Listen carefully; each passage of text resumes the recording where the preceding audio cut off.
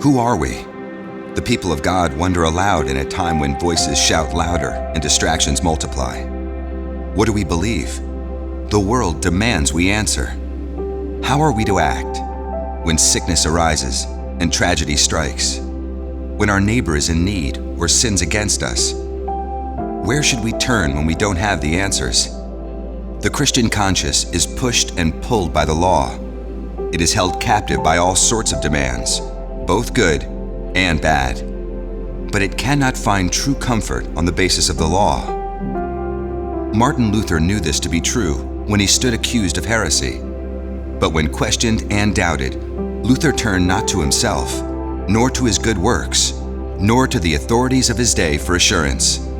Instead, he turned to the promises of God given in Scripture. Here is where we knew God revealed himself through the mercy, kindness, and love of Christ crucified.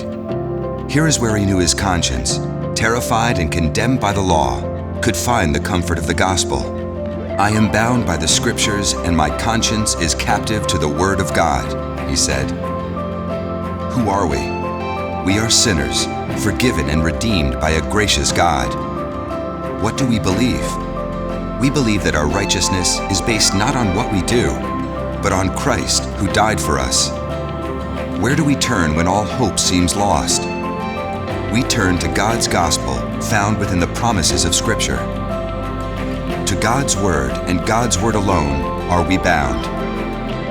Here we still stand. We can do no other.